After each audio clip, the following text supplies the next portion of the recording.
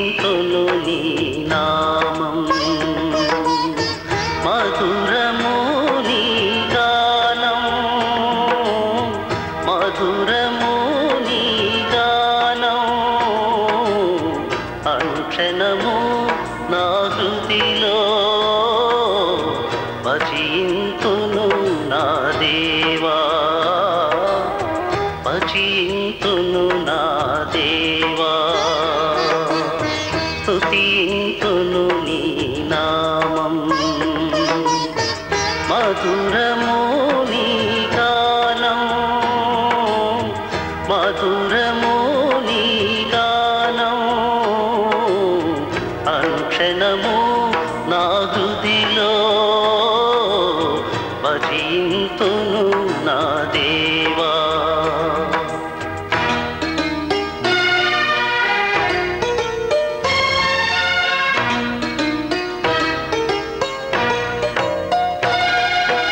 ఎనలేని కలుషాలు దోషములన్నీ కరుణించి మన్నించి నన్ను బ్రోచినావు ఎనలేని కలుషాలు దోషములన్నీ కరుణించి మన్నించి నన్ను బ్రోచినావు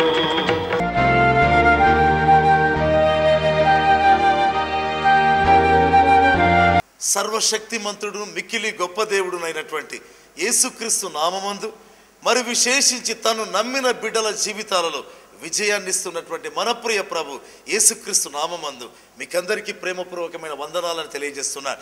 సమూయేలు మొదటి గ్రంథం 17వ అధ్యాయం 52వ వచనంలో ఈ విధంగా కనిపిస్తుంది.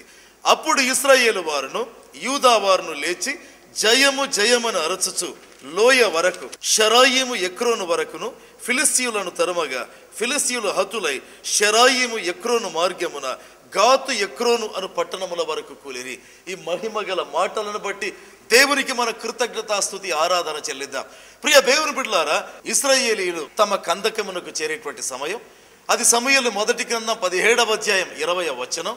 ఆ కందకమునకు చేరే సమయానికి ఇశ్రాయేలీయులు జయము జయము అని అరవడం ప్రారంభించారు. ఎప్పుడైతే గొలియాతు కేకలు విన్నారో జయము జయము అని అరిచేటువంటి వారు పారిపోయినట్లుగా దేవుని యొక్క వాక్యాల్లో మనం చూస్తుంటున్నాం. ప్రియ దేవుని బిడ్డలారా, దేవుణ్ణి స్తుతించేటువంటి వారు వారి జీవితంలో జయమును సాధించడమే కాదు కదా, స్థుతిలో ఉన్న శక్తిని వారు విడుదల చేసేటువంటి వారుగా ఉంటారు. ఇశ్రాయేలీయులు జయము జయమని అరిచారు, కానీ జయము సాధించకుండా వెనక్కి పారిపోయారు.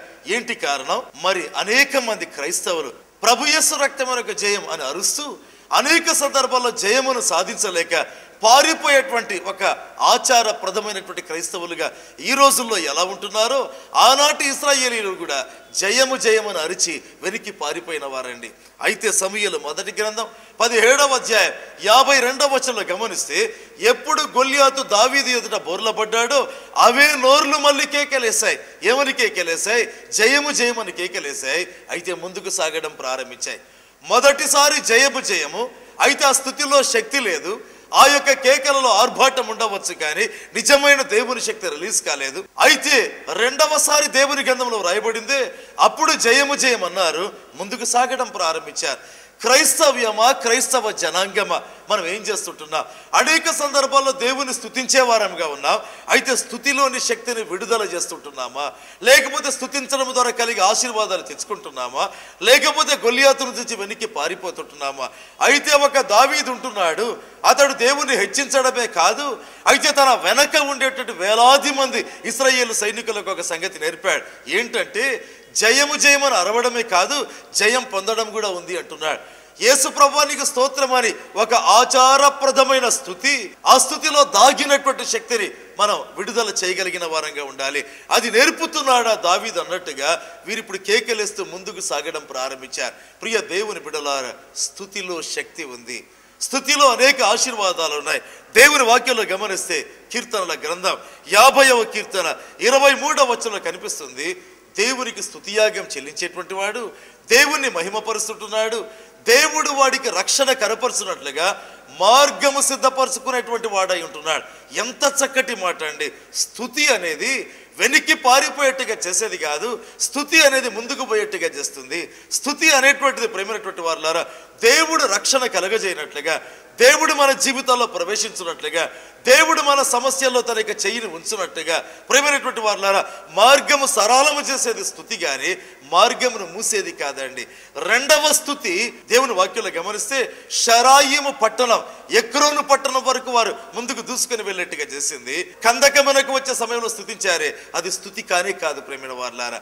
అటు కేవలము ఆచారప్రదంగా జయమన్నారు. క్రైస్తవ్యమా లేకపోతే దేవుని ప్రియబిడ్డలారా, ప్రతి ఆదివారం మనం ఆరాధనకి వెళ్తాం కదా, అయితే పాటలు పాడతాం, దేవుణ్ణి స్తుతిస్తాం. అయితే ఆ స్తుతి నిజంగా స్తుతినా, ఆచారప్రదమైనటువంటి పాటల, ఆచారప్రదమైన స్తుతియా, లేకపోతే సంప్రదాయాలలో బంధించబడినటువంటి ఒక స్తుతి గీతమా, లేకపోతే ఆత్మలో ఆనందించి గంతులేసేటువంటి స్తుతి ఆరాధన? దేవుని వాక్యంలో గమనిస్తే సమూయేలు మొదటి గ్రంథం 17వ అధ్యాయం 53, 54 వచనాల్లో గమనిస్తే తిరిగి 2 వర్గాలు ఉంటున్నారండి. మొదటగా మనం చూసాం కదా, ఒక వర్గం ఆచారప్రదంగా స్తుతించిన వారు, అయితే రెండవసారి దావీదును బట్టి నిజంగా స్తుతించినటువంటి వారు. ఇప్పుడు మొదటి సమూయేలు 17, 53, 54లో గమనిస్తే ఎప్పుడు గొల్యాతు బోర్లా పడ్డాడో ఇశ్రాయేలీయులు బయలుదేరారు, ఫిలిష్తీయులను తరమడం ప్రారంభించారు. ప్రియమైనటువంటి వారులారా, కొద్ది సమయం, కొద్ది దూరం తరిమిన తర్వాత వాళ్ళు అనుకున్నారు, ఎందుకు యుద్ధం కొనసాగించడం అనేసి వెనక్కి వచ్చి డేరాలు దోచుకోవడం ప్రారంభించారు. ఇది ఒక గుంపు. ప్రియమైనటువంటి వారులారా, చాలా వింతగా ఉంది కదా. దేవుడు వారు ఎదుట ఉంచినటువంటి ఆ యొక్క యుద్ధ రంగంలో తుదమట్టుకు యుద్ధాన్ని జరిగించాలా? గొల్యాతు బోర్ల పడితే దావీదు కేకలేసి వెనక్కి వెళ్ళిపోలేదు, హల్లెలూయా అని చెప్పి వెళ్ళిపోలేదు. అయితే గొల్యాతు మీద నిలబడి ఆ యొక్క తలను ఛేదించే వరకు వదలలేదండి. అయితే వెనక ఇశ్రాయేలీయులు ఉంటున్నారు, ఫిలిష్తీయులను తరిమారు, 2 పట్టణముల మేరకు తరిమారు. ఇంకా తరిమి ఆ ఫిలిష్తీయులను ఏమీ లేకుండా చేసి ఉంటే బాగుండేది. ఫిలిష్తీయుల డేరాలు జ్ఞాపకం వచ్చాయి ప్రేమైన వారులారా. కనుక తరుముట మాని దేవుని యుద్ధాలు చేయటం మారి వచ్చి ఫిలిష్తీయుల డేరాలను దోచుకోవడం ప్రారంభించారు. దేవుని యుద్ధాలు చేయవలసిన వ్యక్తులు దేవుని యుద్ధాలు చేయాలి ప్రేమైన వారులారా. అయితే దోచుకునే పరిచర్య వారికి ఉండకూడదు. ఇది ఒక గుంపు. అనేక సందర్భాల్లో సువార్త సేవ, లేకపోతే దేవుని సేవ, దేవుని యుద్ధాలు అని ముందుకు వెళతారు. అయితే గమనించాలి, మనం కొద్ది కాలం చేసిన తర్వాత, కొద్ది దూరం వెళ్ళిన తర్వాత ఫిలిష్తీయుల డేరాలు వారికి జ్ఞాపకానికి వస్తాయి. అయితే మరొక వైపు దావీదు ఉంటున్నాడండి. మరి దావీదు ఎంత భయంకరమైన అవసరత కలిగి ఉంటున్నాడు. ఎందుకంటే ఒక పేదవాడు, ఒక చిన్న గొర్రెల మంద కాపరి, అతని దగ్గర ఏ డబ్బు లేదు ప్రేమైనటువంటి వారులారా. ఒకవేళ బంగారు వెండి ఇలాంటివి ఏమీ లేవు. చాలా చిన్న మంద కాపరిగా ఉంటున్నాడు.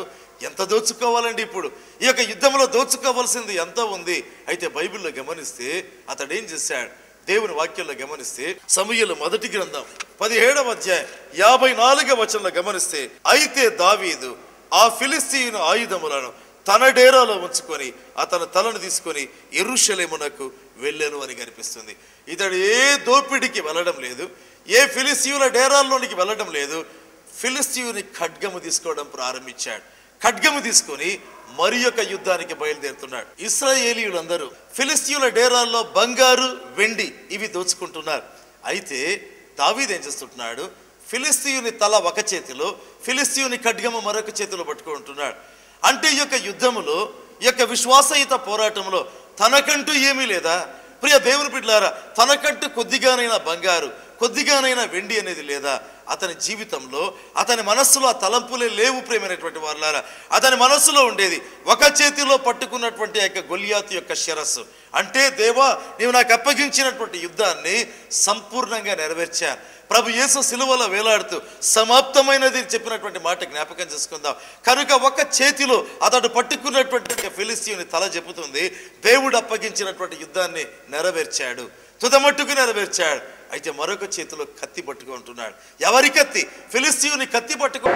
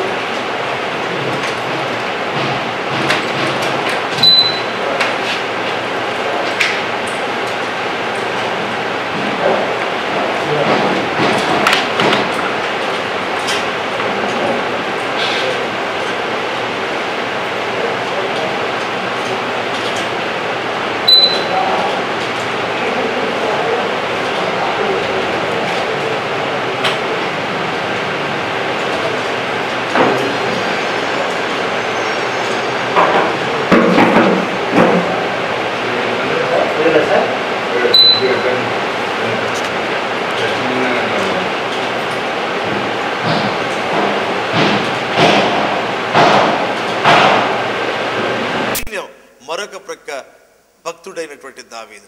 అతని మనస్సే వేరు.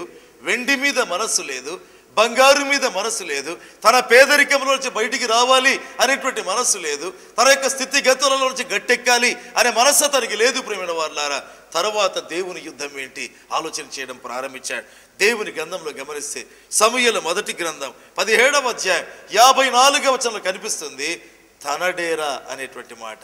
అందరూ డేరాలు వదిలి ఫిలిస్తీయుల డేరాల్లో ఉంటే డేరా లేకుండా ఉండేటువంటి దావీదు తనకంటూ ఒక డేరా ఏర్పరచుకొని తాను కూడా సైన్యంలో ఒక సైనికుడై రాబోయే యుద్ధ రంగాన్ని చూస్తుంటున్నాడు.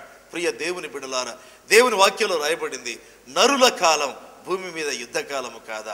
ఒక యుద్ధం అయిన తర్వాత మరొక యుద్ధం, ఈ విధంగా ముందుకు సాగాలి. కానీ కొద్ది కాలం పోరాడిన తర్వాత విశ్రమించి ఇక ఎంత సంపాదించుకుందాం అని ఫిలిస్తీయుల డేరాల వైపు చూచే ఇశ్రాయేలు సైనికుల్లాగా ఉండకూడదండి. దావీదు మనస్సే వేరు, దావీదు హృదయమే వేరు, దావీదు జీవిత విధానమే వేరు. అందుకే వేవేల మంది ఇశ్రాయేలు సైనికుల్లో దావీదు హెచ్చించబడిన వాడుగా మనం గమనించగలం. దేవుని వాక్యంలో గమనిస్తే సమూయేలు మొదటి గ్రంథం 17వ అధ్యాయం 55వ వచనం గమనిస్తే ఇప్పుడు సౌలు ఈ చిన్న కుమారుడు ఎవరి కుమారుడు అని అడగడం ప్రారంభించాడు. దావీదు ఒక చేతిలో కత్తి పట్టుకొని వస్తున్నాడు, మరొక చేతిలో ఫిలిస్తీయుని తల పట్టుకొని వస్తున్నాడు. అప్పుడు సౌలు ఈ ప్రశ్న అడుగుతుంటున్నాడు, ఈ యవ్వనుడు ఎవరి కుమారుడు, ఏ ప్రాంతానికి చెందినవాడు అని అడుగుతున్నాడు. ఈ దావీదు కొత్తవాడండి? కాదే. బైబిల్లో గమనిస్తే దావీదు ఎవరు? అప్పటికే సౌలు ఇంటిలోనికి వచ్చాడు. సౌలు ఎదురుగా ఆ యొక్క వాయిద్యములను వాయించాడు. వాయిస్తే అతనికి సేద తీరడం జరిగింది. ఆపిదప్ప సౌలు యొక్క ఆయుధములను మోసేటువంటి వాడిగా మారిపోయాడు. ఇంతగా దావీదు సౌలు ఇంటిలో ఉండి సౌలు ప్రక్కలో ఉండి ఆయుధాలను మోస్తుంటే అప్పుడు ఎప్పుడు కూడా ఈ దావీదు ఎవరని అడగలేదు. అయితే ఇప్పుడు అడుగుతున్నాడు, ఎవరు దావీదని. ఆత్మచేత నింపబడి అప్పటికే దేవుని యుద్ధాలు చేస్తూ సౌలు మీద ఉండే దురాత్మను పారదోలుతుంటున్నాడు. అది దేవుని యుద్ధమే. ఆ యొక్క దురాత్మలను పారదోలడం దేవుని యుద్ధమే. ఆ యొక్క దురాత్మ పారిపోయిన తర్వాత యవనుడా నీవు ఎవరి కుమారుడో, ఏ ప్రాంతానికి చెందినవాడో అని అడగాలి కదా. అడగటం లేదు. అనేక సందర్భాలలో ఆత్మచేత నింపబడి ఆత్మాభిషేకము పొంది ఆత్మ వరములు కలిగి దేవుని యుద్ధాలు చేసేవారు చాలా సందర్భాల్లో గుర్తింపబడరండి. అయితే ఒక సమయం వస్తుంది ప్రేమైన వారులారా, ఆ సమయం దేవుడు వారిని హెచ్చించడం ప్రారంభిస్తాడు. దావీదు జీవితంలో అనేక సంవత్సరాలు గుర్తింపు లేకుండానే ఉండిపోయాడు. అనేక సంవత్సరాలు ఎన్నిక లేని వ్యక్తిగానే ఉండిపోయాడు. అనేక సంవత్సరాలు తృణీకరించబడిన వ్యక్తిగానే ఉండిపోయాడు. దేవుని వాక్యంలో గమనిస్తే సమూయేలు మొదటి గ్రంథం 16వ అధ్యాయం 11వ వచనం మనం గమనించినట్లయితే, ఎప్పుడైతే సమూయేలు తైలాభిషేకం చేసేందుకు యెషై గృహంలోనికి ప్రవేశించడం జరిగిందో దావీదును వెంటనే పిలిపించవలసినటువంటి యెషై పిలిపించలేదండి. అయితే ఎప్పుడైతే సమూయేలు ఇంకా ఎవరైనా ఉన్నారా అన్నప్పుడు ఒకవేళ ఆ తండ్రికి జ్ఞాపకం వచ్చిందా, లేకపోతే ఇక తైలాభిషేక కార్యక్రమంలో ఈ కడసారి వాడు ఎందుకు అనుకున్నాడా మనకు తెలియదు. కానీ అయితే ఇంకను కడసారి వాడున్నాడు, అయితే వాడు గొర్రెలను కాయిస్తున్నాడు అన్నాడు.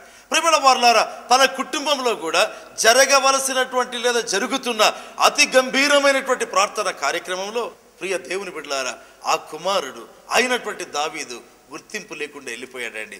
దేవుని వాక్యంలో గమనిస్తే సమూయేలు మొదటి గ్రంథం 17వ అధ్యాయం 28వ వచనం గమనించినట్లయితే యుద్ధ రంగంలో మనం చూస్తాము అతని అన్నలు దావీదును తిరస్కరించడం ప్రారంభించారు. పరిశుద్ధాత్మ చేత నింపబడ్డాడు, అయితే తిరస్కరించబడ్డం అనేటువంటిది జరిగింది.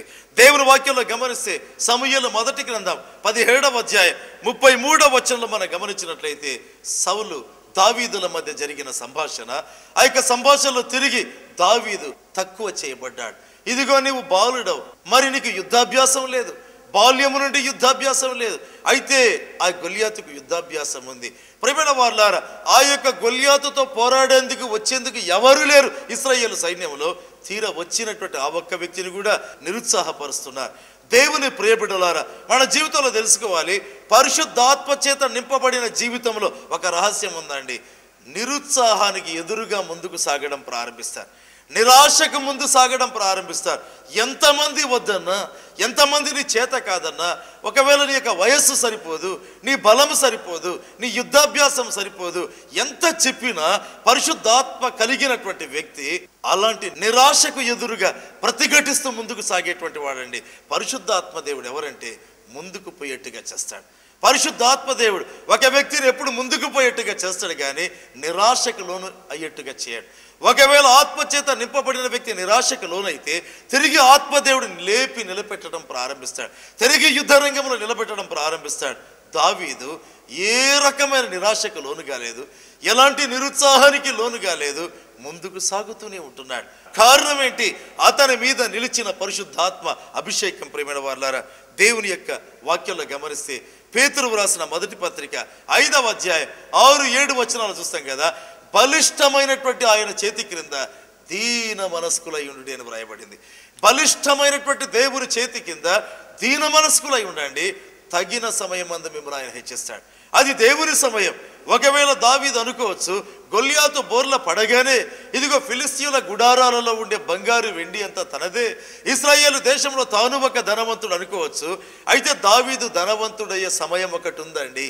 ఆ సమయం వరకు దావీదు వేచి ఉన్నాడు, ఆ సమయం కొరకు కనిపెట్టాడే కానీ డేరాలో దొరికిన బంగారు ఎత్తుకొని వెళ్ళిపోలేదు. ఒకరోజు దావీదు చాలా ధనవంతుడయ్యాడు ఇశ్రాయేలు రాజు అయిన తర్వాత. అది దేవుని సమయం. అందుకే బైబిల్లో వ్రాయబడింది కదా, తగిన సమయం అందు దేవుడు మిమ్మల్ని హెచ్చించినట్టుగా ఆయన బలిష్టమైన చేతుల కింద ఎల్లప్పుడూ దీన మనస్కులై ఉండాలి, ఎల్లప్పుడూ తగ్గించుకొని ఉండాలి.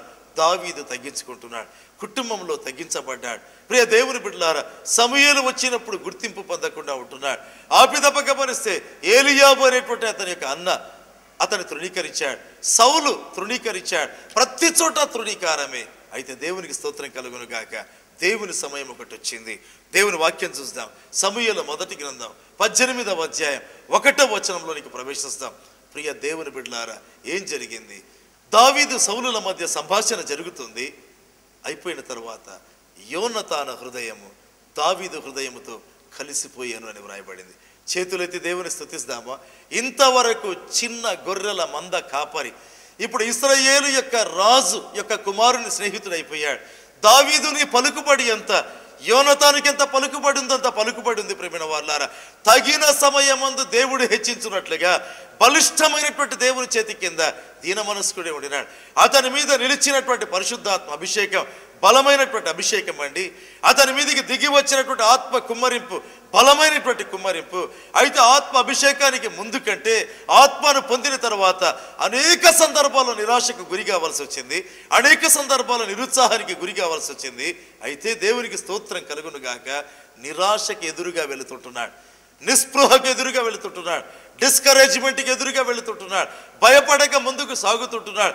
చివరికి యుద్ధంలో నిలబడినప్పుడు గొల్యాతు కూడా ఈ మాట అన్నాడు, నేనేమైనా కుక్కనా అన్నాడు. కర్ర తీసుకొని నా మీదకి వస్తుంటున్నావే, యుద్ధ రంగంలో వాడవలసింది కర్రనా? ప్రేమల వారలారా, అది కూడా గొర్రెల కాపరి వాడేటువంటి కర్ర తీసుకొని వస్తే ఇక్కడ గొర్రె లేదు కదా, ఇక్కడ ఉండేది మరి ఫిలిస్తీయుల జాతికే ఒక బలిష్ఠుడు, ఒక సింహము లాంటి వాడు ఉంటున్నాడు. కర్రతో సింహమును కొట్టగలమా? అయితే ప్రతి చోట నిరాశనే, నిరుత్సాహమే, ముందుకు సాగడం ప్రారంభించాడు. దేవునికి స్తోత్రం కలుగును గాక. ఒక దినం వచ్చింది, అతడు ఇశ్రాయేలు రాజకుమారుడైన యోనతానుకు ప్రాణ స్నేహితుడైపోయాడు. ఎంత హెచ్చించబడ్డాడు ప్రేమైన వారలారా! రాజకుమారుడికి స్నేహితుడు అంటే ఇక అతని జీవితంలో ఉండే ఘనత ఎంత, అతని జీవితంలో ఉండే హెచ్చింపు ఎంత. ఇశ్రాయేలు దేశంలో ఏ పని జరగాలన్నా దావీదు ద్వారా జరుగుతుందండి. ఎంత జటిలమైన పని జరగాలన్నా, ఎంత క్లిష్టమైన పని జరగాలన్నా దావీదు దగ్గరికి వెళ్తే జరుగుతుంది. ఎందుకంటే దావీదు చెప్పిన మాట యోనతాను వింటాడు. ఏంటి కారణం? వారి హృదయాలు కలిసిపోయాయి. దేవుడి దినాన మనతో మాట్లాడుతుంటున్నాడు. అనేక సందర్భాల్లో నీ జీవితంలో, నా జీవితంలో ఒక తలంపు కలుగుతుంది, అయ్యో ఎందుకు నేను ఇంకా తక్కువగా ఉంటున్నాను, ఎందుకు తక్కువ స్థాయిలో ఉంటున్నానే, ఇంకా పేదరికమే, ఆర్థిక సమస్యలే, రేపటికి అవసరమైంది నాకు ఉండదు, రేపటి వారము నాకు అవసరమైంది ఉండదు, వచ్చే నెల నా యొక్క జీవితం ఎలా, నా కుటుంబం ఎలా, ఈ తలంపుల మధ్య ఎంతకాలం ఉండాలి? వాక్యం చెప్తుంది కదా, బలిష్టమైన ఆయన చేతి క్రింద దీన మనస్కులై ఉండండి. తగిన సమయం అందు. ఏంటి తగిన సమయం? అది దేవుని సమయం, అది నీ సమయం కాదు, అది నా సమయం కాదు. తగిన సమయం అందు దేవుడు ఏం చేస్తాడు? తను నమ్మినటువంటి వారిని హెచ్చిస్తాడు. దావీదు జీవితంలో అదే జరిగింది ప్రేమైన వారలారా. సమూయేలు మొదటి గ్రంథం 17వ అధ్యాయం 8వ వచనంలో మనం గమనించినట్లయితే, ఆ దినమున సమూయేలు మొదటి గ్రంథం 18వ అధ్యాయం 2వ వచనం చెబుతుంది కదా, ఆ యొక్క సౌలు దావీదును తన ఇంటికి వెళ్ళనీయలేదు, తండ్రి ఇంటికి వెళ్ళనీయలేదు, లేదా బేత్లెహేమ్ అనే చిన్న గ్రామానికి వెళ్ళనీయలేదు, తన యొద్ద చేర్చుకున్నాడు. ఎంత గొప్ప సంగతి అండి! రాజనగరులోనికి ప్రవేశించడం, రాజు ఇంటిలోనికి ప్రవేశించడం, రాజకుమారునికి ప్రాణ స్నేహితుడిగా మారడం. ఏంటి దావీదు, అకస్మాత్తుగా నీ జీవితం హెచ్చించబడిందే. ఇశ్రాయేలులో పలుకుబడి కలిగిన వ్యక్తి ఎవరు, ప్రసిద్ధి కలిగినటువంటి వ్యక్తి ఎవరు అంటే ఒకప్పుడు పేద బాలుడు, చిన్న గొర్రెల మంద కాపరి దావీదు. ప్రేమైన వాళ్ళారా, ఇక తన జీవితంలో కలిగేటువంటి మార్పులను మనం గమనిస్తే వర్ణించలేమండి. ఒకవైపు ఇశ్రాయేలు దేశంలో ప్రసిద్ధిగాంచిన వ్యక్తిగా మారిపోయాడు. ప్రేమైనటువంటి వాళ్ళారా, దేవుని గ్రంథంలో గమనిస్తే ఇశ్రాయేలు స్త్రీలలో ప్రేమైన వాళ్ళారా ప్రతి నోటిలో దావీదు పేరు ఉంది. సౌలుకు 1000 కొలది, దావీదుకు 10,000 కొలది స్తుతులు చెల్లించడం ప్రారంభించారు. దావీదుకు 10,000 కొలది, సౌలుకు 1000 కొలది. అంటే అర్థం రాజు కంటే హెచ్చించబడ్డాడు ఈ చిన్న గొర్రెల మంద కాపరి. ప్రియ దేవుని బిడ్డలారా, దేవుడు తన సమయం అనేటువంటిది ఒకటి కలిగి ఉంటాడు. ఆ దినమున నువ్వు హెచ్చించబడతావు. ఆ దేశపు రాజు కంటే హెచ్చించబడ్డాడు, ఆ దేశపు రాజు కంటే పొగడబడుతుంటున్నాడు. ఏంటి కారణం? అది దేవుని నిర్ణయం, అది దేవుని తగిన కాలం, అది దేవుని నిర్ణయ కాలం, అది దేవుడు ఎంపిక చేసినటువంటి కాలం. అంతవరకు దావీదు బెత్లెహేము అడవులలో తిరిగినటువంటి ఒక చిన్న గొర్రె మంద కాపరి. ప్రియ దేవుని బిడ్డలారా, నీ జీవితంలో నా జీవితంలో ఏదైనా నిరాశన, కృంగుదలన, నిస్పృహన, నిరుత్సాహమా, యేసు దినాన మాట్లాడుతున్నాడు. దావీదును హెచ్చించిన దేవుడు నిన్ను హెచ్చించబోతున్నాడు, నిన్ను లేవనెత్తబోతుంటున్నాడు, ఉన్నత శిఖరాల మీద ఉంచబోతుంటున్నాడు. దేశపు రాజుల కంటే మించి హెచ్చించినట్లుగా దేవుడు నిన్ను ఉంచబోతుంటున్నాడు. మరి ప్రభు మనతో మాట్లాడుతుండగా తలలు వంచి ప్రార్థిస్తాం, ప్రభు దగ్గర కనిపెడదాం. ఆ దావీదు మీదకి వచ్చిన అభిషేకం మనము కలిగి ఉందాం, దావీదు మనస్సు మనము కలిగి ఉందాం. ఆ పిదప మరొక యుద్ధానికి ఆ యొక్క ఫిలిస్తీయుని ఖడ్గము తీసుకున్నట్టుగా మనం ఇహ సంబంధమైన వాటి వైపు చూడకుండా దేవుని యుద్ధాల వైపు చూద్దాం. దేవుడు తప్పకుండా ఆశీర్వదిస్తాడు, తగిన కాలమందు హెచ్చిస్తాడు. తలలు వంచి ప్రార్థిస్తాం. ప్రేమ కలిగిన జీవము కలిగిన మా తండ్రి, యుగ యుగముల నాటి దేవుడివి ప్రభువా, ఆది దేవునివి ప్రభువా, నిన్న నేడు నిరంతరం ఏకరీతిగా ఉండేటువంటి దేవుని ప్రభువా, 1000 సంవత్సరాల కిందట ఒక యవ్వనస్తుడైన బాలుడైనటువంటి దావీదును మీరు హెచ్చించిన విధానం ఎంతది ప్రభువా. అతని ఎదుట గొలియాతును బోర్ల పడేట్టుగా చేసి మరొక యుద్ధానికి సిద్ధపరుస్తూ ఇశ్రాయేలు దేశమంతట్లో హెచ్చించబడిన వ్యక్తిగా, ప్రసిద్ధిగాంచిన వ్యక్తిగా మీరు ఇచ్చారు నాయన. మీకు స్తోత్రం చెల్లిస్తున్నారు. ఈ సందేశం తండ్రి విన్నటువంటి మీ బిడ్డలను ఆశీర్వదించండి, వారి హృదయాలలో పరిశుద్ధాత్మ కార్యం జరిగించండి. ఎవరు తమ జీవితంలో బాధపడుతున్నారో, కన్నీరు కారుస్తున్నారు, అయ్యో నా జీవితం ఇంతే, నా కుటుంబం ఇంతే, నా స్థితిగతులు ఇంతే అని బాధపడుతున్నారు, వేదనాభరితంగా ప్రార్థిస్తున్నారు, దర్శించినందుకు వందనాలు. మీ ఆత్మ ద్వారా ఇప్పుడు ఆవరించండి నాయన. మీ యొక్క వాగ్దానములని చేతులు వారిని పైకి లేవనెత్తాలి ప్రభువా. ఈ సమయంలో లేవనెత్తాలి నాయన. బలమైన అభిషేకం ఇవ్వండి నాయన, బలమైన ఆత్మ కుమరింపియండి ప్రభువా. దావీదు కలిగినటువంటి ఆత్మ అనుభవాలు, దావీదు కలిగిన ఆత్మ అభిషేకం నాయన ప్రభువా ప్రతి ఒక్కరి మీదికి దిగివచ్చినట్లుగా చేయండి. లేవనెత్తండి. జయము వెంబడి జయము, హెచ్చింపు వెంబడి హెచ్చింపు, అత్యధికమైన హెచ్చింపు ప్రసాదించండి. ఎవరైతే నాయన ఈ సమయంలో ఏడుస్తూ, దుఃఖపడుతూ, బహుబాధపడుతూ అయ్యో నా జీవితం ఇంతే కదా అనుకుంటున్నారో వారిని బట్టి మీకు వందనాలు ప్రభువా. వారు నిజంగా మీరు చూపిస్తూ ఉండగా కృతజ్ఞతాస్తుతి చెల్లిస్తున్నారు. మీ ఆత్మ ద్వారా ఆవరించండి నాయన, లేవనెత్తండి ప్రభువా. నిజంగా ఉన్నత శిఖరాల మీద వారు నడిపించమని ప్రార్థిస్తుంటున్నా. మీకు వందనాలు చెల్లిస్తున్నా.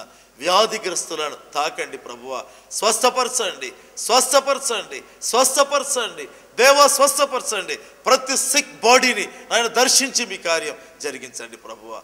సేవలు ముందుకు సాగలేక తండ్రి అక్కడే చతికిల పడుతున్నటువంటి మీ బిడ్డలను దర్శించండి నాయన. లేవనెత్తండి ప్రభువా. భూదిగంత సువార్త అనుగ్రహించమని ప్రార్థన చేస్తుంటున్నారు తండ్రి. మరొకసారి మీకు వందనాలు చెల్లిస్తున్నారు. ప్రతి ఒక్కరి ప్రతి సమస్య ప్రభువా మీరు తొలగించండి, తొలగించండి, తొలగించండి. నజరేయుడైన యేసు నామమందు ప్రతి సమస్య, ప్రతి హెల్త్ ప్రాబ్లం విడిచి బయటికి రమ్మని ఆజ్ఞాపిస్తుంటున్నారు దేవా. మీకు స్తుతి చెల్లిస్తూ యేసు పేరుతో అడుగుతున్నారు తండ్రి, ఆమేన్.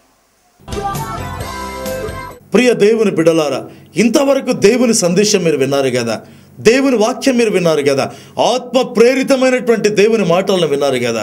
ఆ పిదప జరిగిన ప్రార్థనలో మీరు ఏకీభవించి ఉంటున్నారు.